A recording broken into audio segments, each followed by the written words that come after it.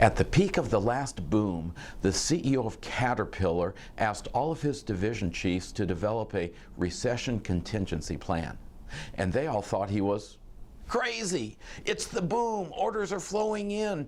The real issue, they thought, was how do we produce more big yellow machines in order to serve the great demand that's there? They're trying to increase output, and the boss wants a recession contingency plan? I'm Dr. Bill Connerly. I connect the dots between the economy and business, and this is the third video in our series, Business Planning with Risk of Recession. Now, I like that Caterpillar story because it illustrates something that I put in my book, Bizonomics.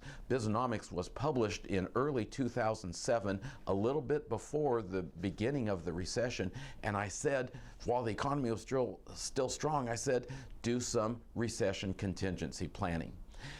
The senior management team at Caterpillar knew something that's very important. They knew that when the economy goes into recession, you don't just lose sales and profits, you also lose time. Everything all of a sudden starts going real fast, and you don't have time to call a committee, form a task force, do some brainstorming about what to do. You need a plan. So what you're going to learn in this video is how to develop that recession contingency plan. So step one is to write a list of the areas where you have some short-term control, the major business functions where you have some short-term control. And while you're writing your list, I'm going to go over to the whiteboard. I've listed some major business functions here.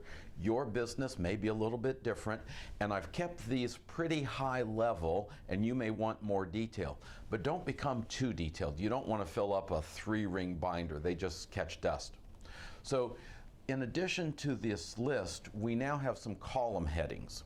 And I've shown mild, moderate, extreme, and what you're going to do is sketch out an economic contingency plan for each of these situations. So let's roll through the mild briefly, and then I'll talk about the others.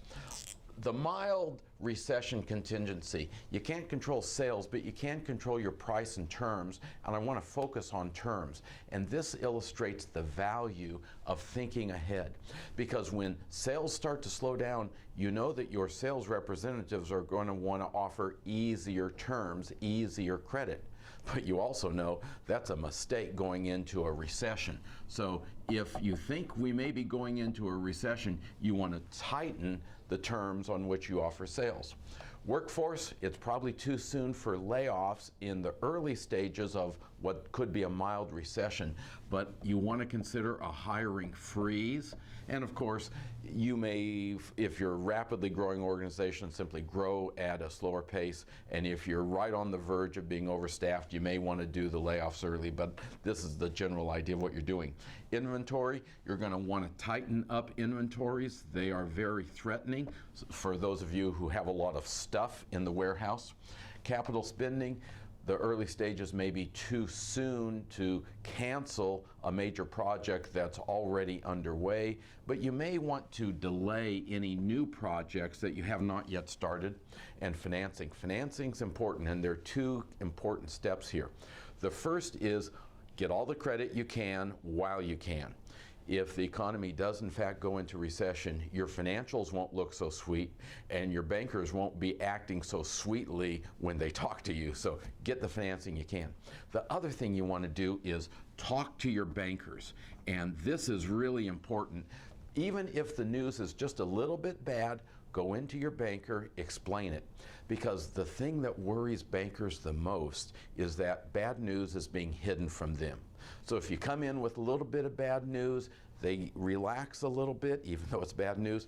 If you have to bring in more bad news because the economy has gone from mildly recession to moderate recession, they will then think, this is the bad news. He's not hiding any worse news. So talk to your bankers early.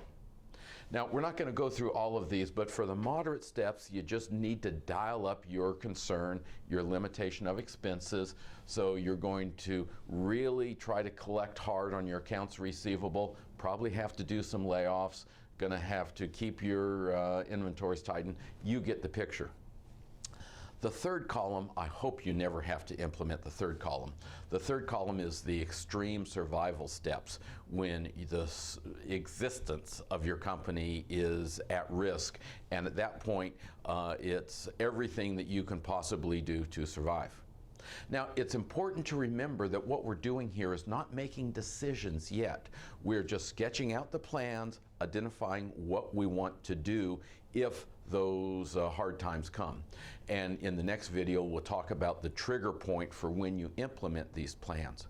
But this may be a good time to bring in an outsider. And an outsider could be one of us consultants, or it could be your accountant. And there are three things that you really want in an outside advisor on this. First of all, you want somebody who knows business. And secondly, you want somebody who's gone through several recessions and understands what the business cycle is like and the stress that it puts on a company. And thirdly, you want somebody who is unemotional about these changes. And that's a key point, because you may need to lay off people. And laying off people is always a gut-wrenching decision.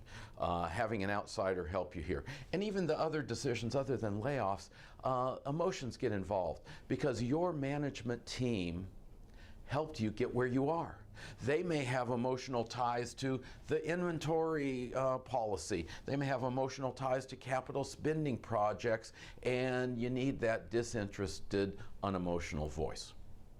So, thank you for listening to this. The next video is really important. It's about when we find the trigger points to implement this. I'm Dr. Bill Connerly for the Bizonomics blog and Forbes.com.